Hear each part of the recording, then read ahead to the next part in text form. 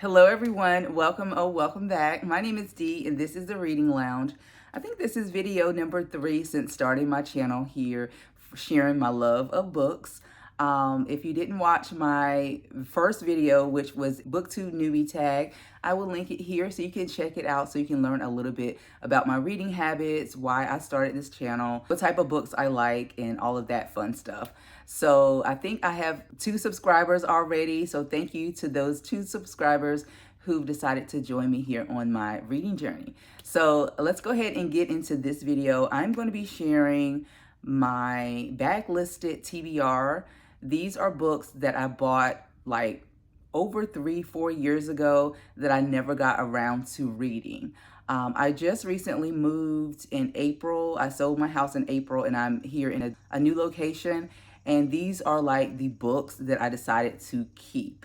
I did show a picture of my reading cart on my first video, the newbie tag, where I plan on housing like all of my books. My goal is to keep my stack of books to a minimum. However, as I discover new authors and read a lot more, I do realize that this may grow. So I may have to get a bookcase or shelf. I got rid of it when I moved in the future. But for right now, I'm really satisfied with my little reading cart. And if I don't, I've decided if I don't like the book after reading it, I am going to be donating the book to the Goodwill thrift store, the little free library, something like that. Now, I do have more books downstairs in the garage. But for the most part, these are like the books that I kept that I really want to get to. So it's a few of them, maybe, I don't know how many, maybe 15 or so. So I'm going to go ahead and get started. So this video is not so long. All right. So the first book that I want to share with you is by an author that I discovered back in 2000 and I think 15, 16, 17, when I got back into reading after not reading for years. And this is Miss J. California Cooper. This is The Matter is Life. I read Life is Short and Wide by her, and that was such a good book. She is a really good writer. I think she's since passed, but the one book that I did read from her, I did really enjoy. So this says, these are stories of jazzy, clubby, folksy, small town, populous, perky, and if you don't like them, you must be an absolutely unshakable bad mood, halfway between gossip and fairy tales, brimming with faith and high spirits. So really looking forward to finally getting to read this. This is not a long book at all. It only has 227 pages. So there really is no excuse why I have not read this book. All right, so the next book is Stay With Me by Ayobami Adebayo. This one was a popular book some time ago, and I did not get to read it, but I really like the premise of this book. I think it's about a woman who's having fertility issues, and her husband ends up either leaving her for somebody else or getting somebody else pregnant, or in a polygamous, I think, relationship. So sounds very interesting, right? Very, very interesting. So I can't wait to get into this one. This one is not too bad either. It only has 257 pages or so. Yeah, it's 258 pages. So that Stay With Me. The next one is by Chimamanda Ngozi Adichie, and this one is Americana. I have read one book by her. I will put the name of the book here. I can't remember what that book was, but it's a feminist book. But this one, We Should All Be Feminists. I read that book from her. So that's the only one that I've read from her so far. And she is a winner of the National Book Critics Circle Award. This was one of the best books of the year. This came out in, I want to say 2013, 2014. So this is not a new book by any means. But I really like her work. She's a very good writer. I've watched several interviews. She's very intelligent writer, very serious about her work. And so I really am interested in getting to this. Now, this one is a chunker. as you can see, is a chunker. And ideally, I like to read anything 400 pages or less. However, because I bought this and I am interested in seeing what it's all about, it's about 600 pages. I'm going to go ahead and give this one a try. It says that these two ladies are young in love when they depart military rule Nigeria for the West. Beautiful, self-assured. The young lady heads to America where, despite her academic success, she is forced to grapple with what it means to be Black for the first time. So very interesting premise, and so I can't wait to get into that one. The next one is by Dolores Phillips, and this one is called The Darkest Child. When this, I discovered this one, I was really interested in reading this because I love to read books like this. I really do. That gets you to think about the world. I think this would be a very good discussion book. But of course, it's called The Darkest Child for a reason. It paints a stark picture about the life and opportunity for a young Black girl in the 1950s, Jim Crow, Georgia. This book brings up timely conversations. The characters haunted me for a long time after reading, and Octavia Spencer said that. And so this one is a chunker as well. Let's see, this one is... It's not that bad. It's a little over or under 400 pages, 387 pages. About a 13-year-old girl who's the sixth of 10 children. She's the darkest one among them and therefore the ugliest in her mother's estimation, it says, but also the brightest. Her mother, Roselle, beautiful, charismatic, and light-skinned, exercises a violent hold over the children. So this one probably is going to pull at my heartstrings, make me angry. But again, I do like to read things like that to get me to thinking and discussing with other people. So The Darkest Child. The next one is called The Healing by Jonathan Odell. And this one is about a plantation mistress, Amanda Satterfield's intense grief over losing her daughter crosses the line into madness when she takes a newborn slave child as her own and names her Granada.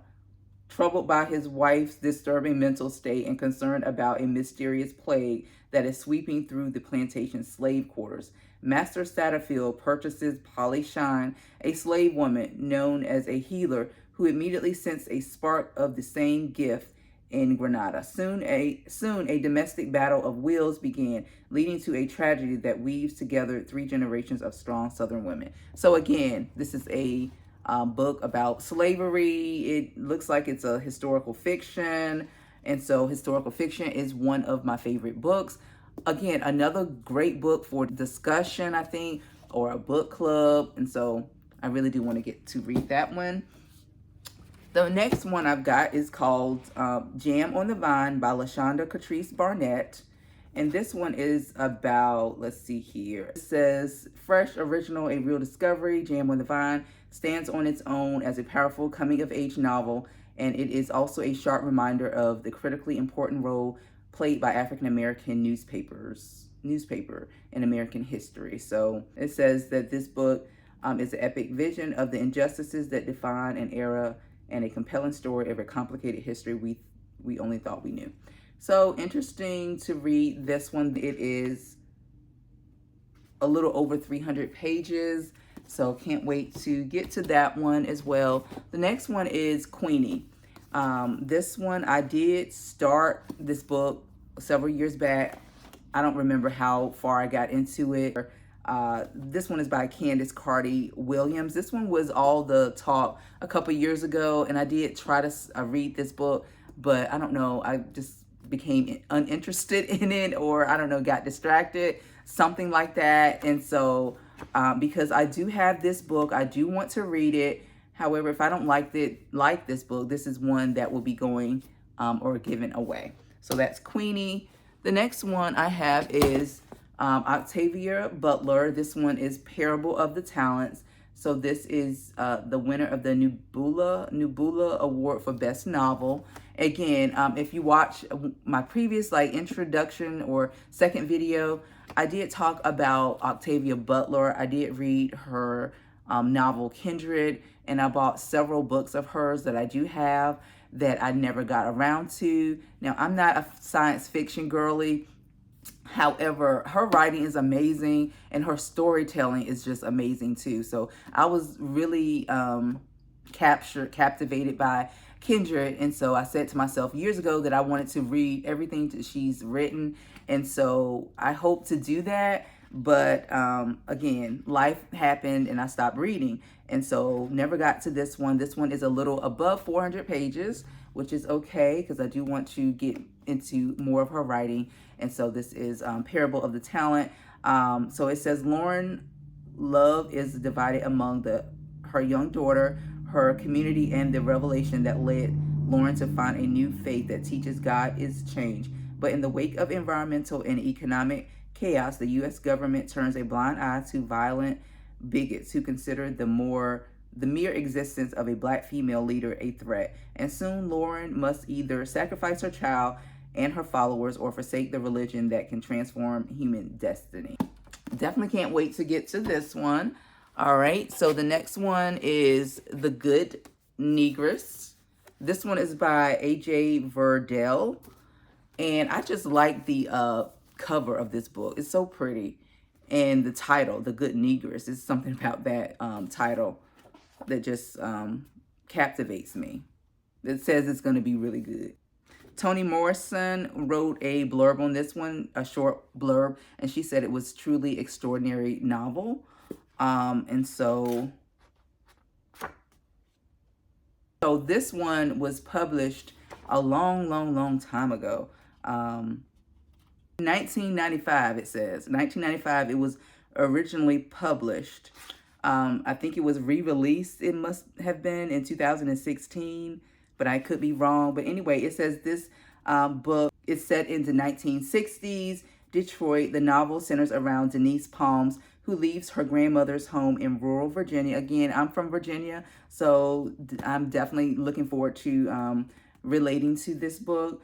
To reunite with her mother, stepfather, and older brothers. As a black teenage girl, Denise is given scarce opportunity beyond cooking, cleaning, and raising her mother's baby. You can kind of sense, like, all these books that I have, most of these books I have picked, a lot of them are like historical fiction novels about slavery and things like that, because that is where my mind was when I started back reading. At first, I was reading a lot about African-American history because I felt like as a black woman, you know, I needed to know my history, where I came from, where my ancestors came from, and things like that. And so once I started to delve into fiction, these are the books that I was naturally drawn to. Just in case you see a pattern of a lot of slave narratives or slave historical fiction, that is why, because these are the books that I was heavily interested in back a couple years ago that I never got into. But I'm still interested in literature like this,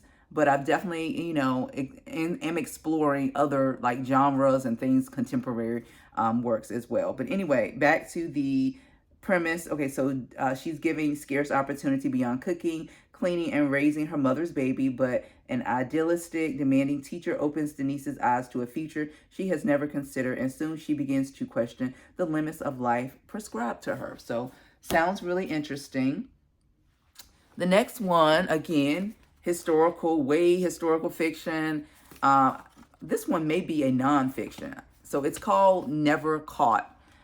And this is about one of George Washington's slaves that escaped, and she was never found, never caught. And so I was just interested in reading, like, what happened to her? Like, what happened to her? So this one still is, you can see it's beaten up. I gave this to my brother, and I had to steal it back from him. So he probably tore up my book, but this one is by Erica Armstrong Dunbar. And she won a National Book Award. She was a National Book Award finalist, it says here. So, again, from Virginia, set in Virginia. And this one may be a nonfiction, but we'll have to see when I get to this one. The next one is no other than Toni Morrison. This is 3 books in one. So, as you can see, it's a chunker. It's a chunker because it's 3 books. So this one is Song of Solomon, The Tar Baby, and Sula. So I don't remember where I got this book from. I think I got this from an old bookstore, thrift store, something like that. Goodwill, I think. And I picked it up because it's Toni Morrison, and I really did want to get into her writings, but her writings are kind of intimidating, and for some reason I've never gotten into her, but I feel like she's legendary. She's a legendary writer, and she's a great writer, and so I'm still, wanting to read some of her books. I just saw a documentary this weekend. Toni Morrison has passed away, but they were talking about how she got into writing, how she was raised, and her life story and things like that. And I don't remember the lady's name, but they were talking about Sula. So Sula is probably going to be the first book that I decide to read because I like the premise of that book. That's that. All right, so the last book is Nowhere is a Place. This one is by Bernice L. McFadden. And I did have another book of hers, Harlan, something like that, but I think I gave that one away. Not that I wasn't interested in reading it, it's just that I had so many books, y'all. Y'all could just imagine how many books I had to get rid of. I just chose to keep 1 or 2 from an author because what if I don't like the author? So I decided to just get rid of a lot of books. And keep maybe one that I was interested in from these authors. And so this one is one that I decided to keep. So this one is about, it says, nothing can mend a broken heart quite like family. Sherry has struggled all her life to understand who she is, where she comes from, and most importantly, why her mother slapped her cheek one summer afternoon. The incident has haunted Sherry, and it caused her to dig into her family's past. Like many family histories, it is fractured and stubbornly reluctant to reveal its secrets, but Sherry is determined to know the full story. So that's just a little bit about this book. This one is, this one is a little over 300 pages. So those are all the books that are on my backlist. I do have a lot more contemporary books that were that are new pretty much, or a few popular books and authors that are, people are currently reading and talking about. We'll be doing a TBR jar or a random wheel to choose my books. I feel like I need to do that. That way it will force me, even though I am a mood reader, if I don't really want to read the book, then I'm going to put it aside. I'm not going to force myself to read the book, but hopefully I will read the book. But yeah, I'm just going to pull the books out of a jar, TBR jar, or a random wheel spinner to choose my books, because that way I feel like it will force me to read these books. So I can figure out if I want to keep them or not, so I can make room for other books that I want to read, to try to keep my book cart, to the minimum, if that is even possible. That's it, you guys. Thank you for watching this video. Let me know if you've read any of these books, and what were your take on the book, how you liked the book without any spoilers, of course. Thank you so much for watching. Let me know if there's any particular topic that you would like me to share here on my channel regarding my book reading. I will see you guys in the next video. Bye.